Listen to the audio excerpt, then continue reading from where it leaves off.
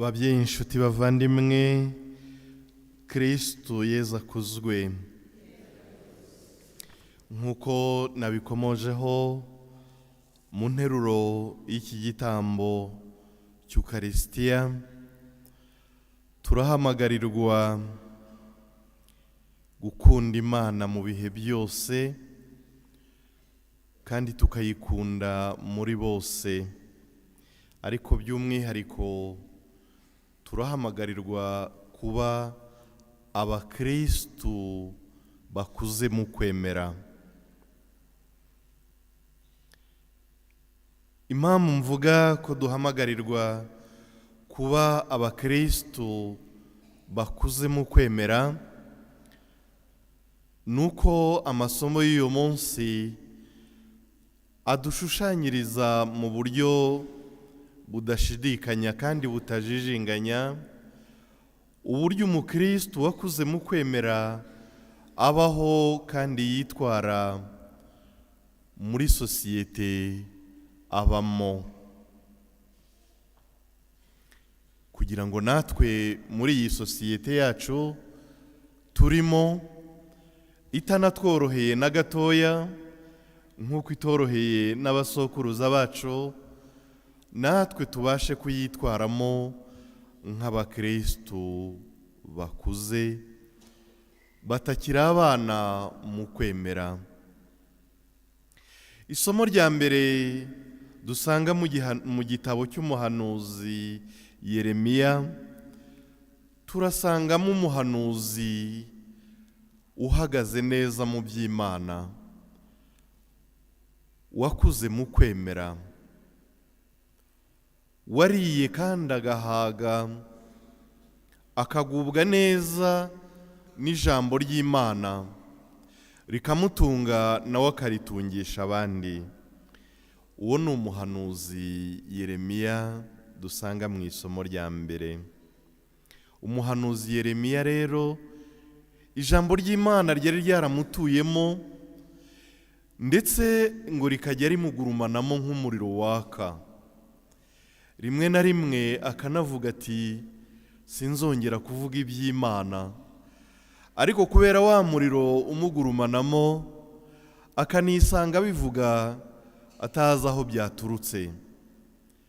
Ari nayo mpamvu yavugaga ati ni nk'ikibatsi mu mutima wanjye, niyo navuga ngo sinzongera kuvuga iby'Imana nisanga Imana irimo kuvugira muri yewe bitananturutseho. Icyo ni ikimenyetso cy'umuntu wateye intambwe mu by'Imana agakura mu kwemera. Intambwe ze n'ibirenge bye bihagarara mu by'Imana, kabone naho yaba ari mu magorwa akomeye. Nguko uko byagendekeye rero umuhanuzi Yeremiya, yisanga muri sosiyete idashaka kumva ijwi ry'Imana.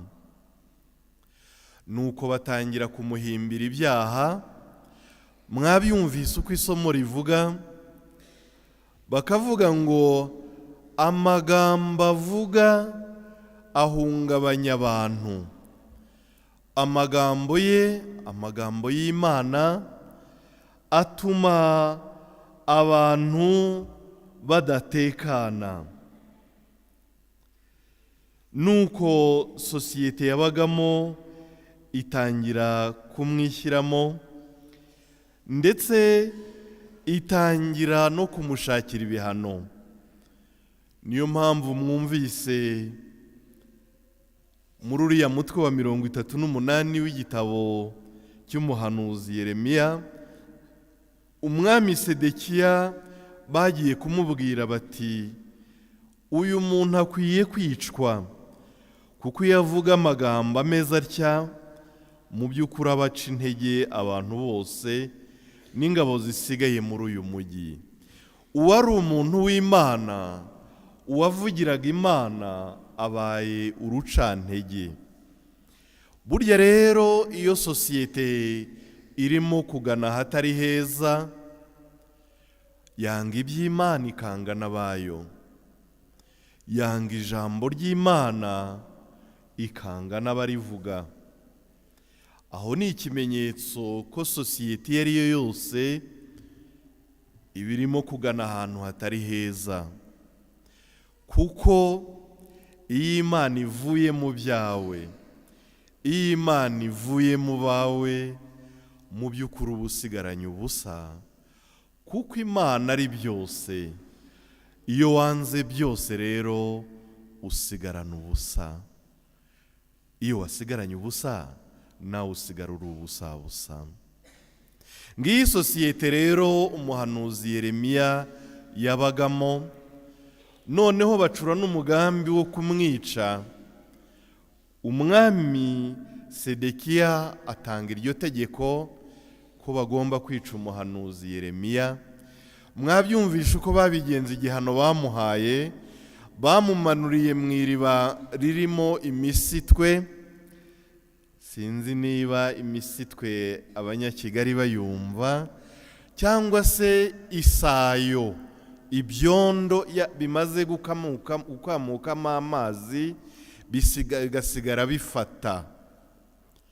Nguko uko bamumanuye rero, hanyuma agwa muri bya byondo, biramutwikira kugera n'aho ageze igihe cyo kuba yabura umwuka akitaba Imana.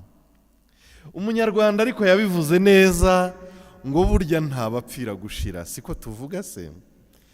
Ntabapfira gushira. Nagira ngo mbabwize ukuri, muri sosiyete iyo ari yo yose abantu bashobora kuba babi, ariko igihe cyose habonekamo n'abeza. Mu muryango uwo ari wo wose hashobora kubonekamo ababi, ariko igihe cyose haba harimo n'abeza.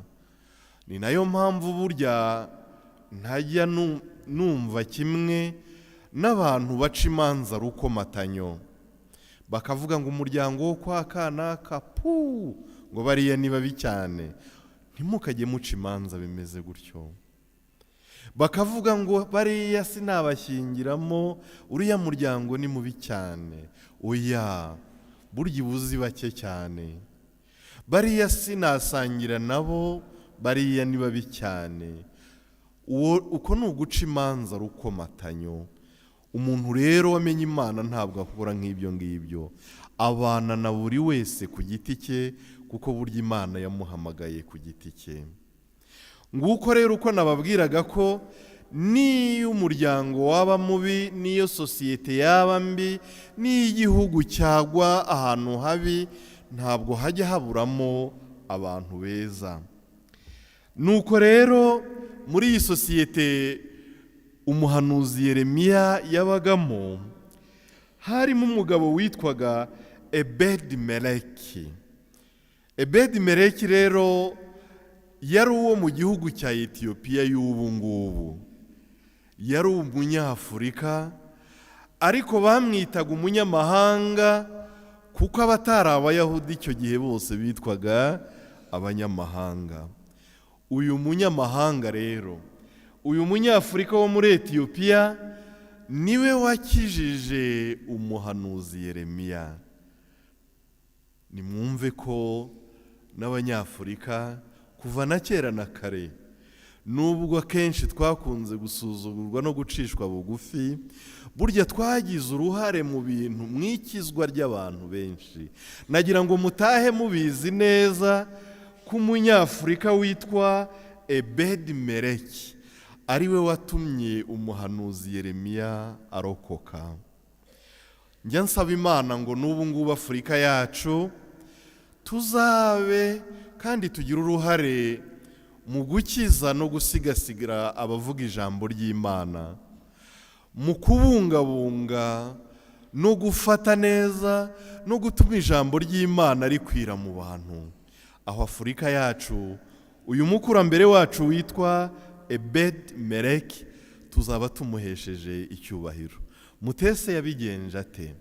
We yabonye akarengane kagiriwe umuhanuzi Yeremiya, bimwanga mu nda. Burya umukristo nyawe rero iyo abonye abandi bababara, we bimwanga mu nda. Byamwanze mu nda rero, ananirwa gusinzira, maze akusanya imbaraga ze yari yifitemo, aragenda abwira umwami Sedekiya ati uyu muhanuzi ararengana. Yagiye kuvugira umuhanuzi Yeremiya kugira ngo abashe gukira. Aha nagira ngo mbabwire bavandimwe, sosiyete ntikajye ibarusha intege, imiryango muvukamo ntikabarusha intege, ngo ibatere gukora ikibi, ngo ibatere kuvuga nabi, ngo ibatere kwinjira mu bibi, kandi umutima wawe ukwereka icyiza aho kiri. Ujye uva mu kigare, umva imvugo nkoresheje, niyo abuba ariko nta cyitwaye. Ujye uva mu kigare, uvuga ukuri uko kwakabaye, ukora icyiza uko cyakabaye, wanga ikibi kuko ari kibi, ukora icyiza kuko ari cyiza. Ngibyo by'umugabo rero Ebedi-Meleki wo muri Etiyopiya yakoze.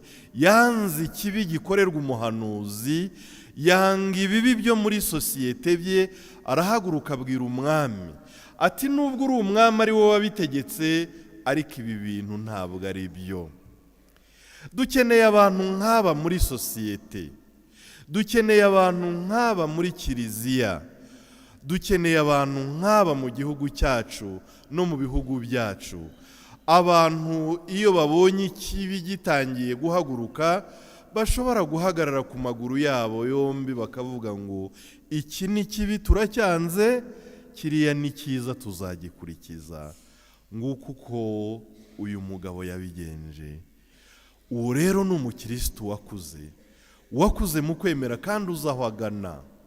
Ni nacyo nifuriza abakristo twese, ngo urwo rugendo rwo kuva mu bwana rukora ikibi rubizi kandi rubishaka, abo bana bakora ikibi babizi kandi babishaka, bakanga gukora icyiza bakizi, ubwo bwana tubusohokemo tuba abantu bakuru bakora icyiza kuko ari cyiza, bakanga ikibi kubera ko ari kibi. Kandi urugero turarufite, ni Ebedi-Meleki. Isomo rya kabiri rikatubwira ngo kugira ngo urwo rugendo rwo gukura rukomere, bisaba ubudacogora no kwihangana.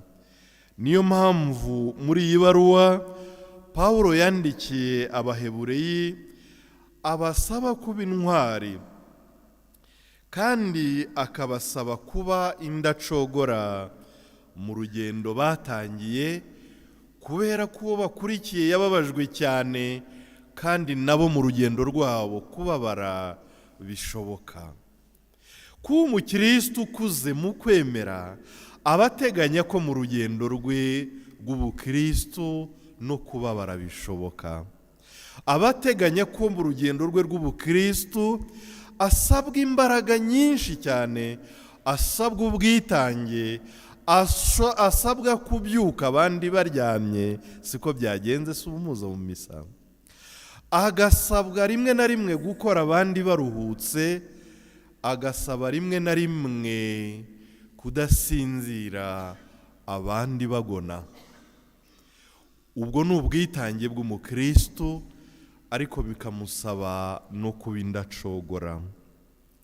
Ivanjiri yo ikatwereka icyatuma ibyo bitugumamo, icyatuma ubwo budacogora butadutoroka, ni uguturwamo n'umuriro w'urukundo rw'Imana, wa muriro Yezu yaje kwenyegeza, akavuga ngo azaruhuka ari uko watse hose.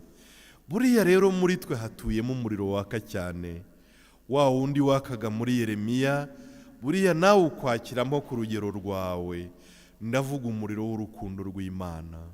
Uwo ni we Yezu atubwira, ababyumva nabi bakagira ngo atuzanyemo amacakubiri. Oya, iyo avuga ngo uwo muriro abo watsemo, bamwe batandukana n'ababyeyi babo, abandi bagatandukana n'imiryango yabo, abakazana na ba nyirabukwe bagatandukana, bishatse kuvuga iki? Ntabwo ari ugutandukana kuri bwa buryo bw'amatiku cyangwa bw'intambara no kurwana, ahubwo bivuze iki? Uwakiriye uwo muriro ntabwo aba akigendera ku bivugwa cyangwa ku bitegekwa n'abandi, abagendera ku by'Imana imubwira byonyine gusa. Niyo nyokobukwe yakubwira ibinyuranye n'ijambo ry'Imana, uramwubaha ukamubwira uturi mabukwe, ariko ibyo uvuze binyuranye n'iki? N'ijambo ry'Imana. Nguko uko bavuga ngo umukazana aba atakivuga rumwe na nyirabukwe. Akihanukira akakubwira ati ndi nyokobukwe ndakubwiye ngo uzanyangire kanaka. Ntabwo umwubahuka, uramwubaha nk'umubyeyi, ariko ukanamubwira uti mubyeyi, mu ndangagaciro z'uwemeye Kristo ntabwo nemeye kugira uwo nanga muziza ubusa.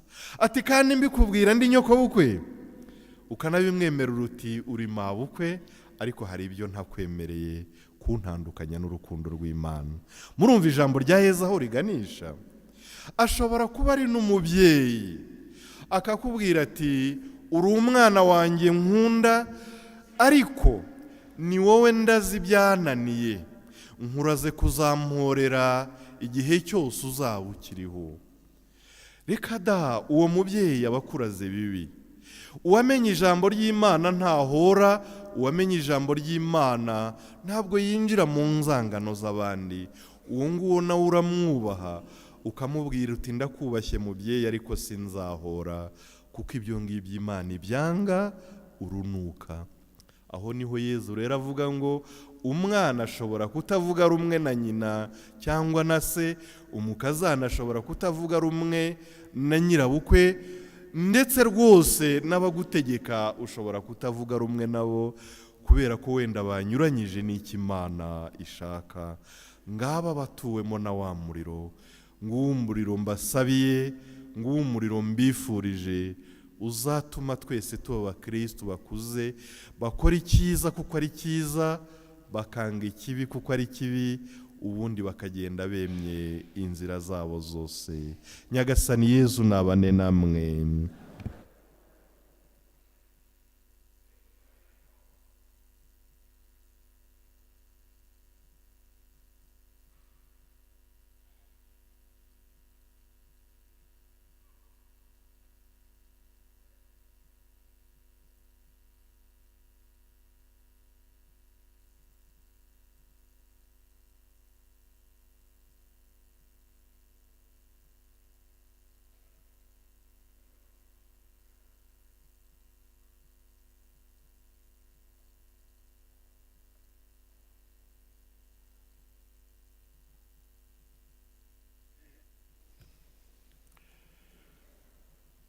Muhaguruke twamamaze ukwemera kwacu.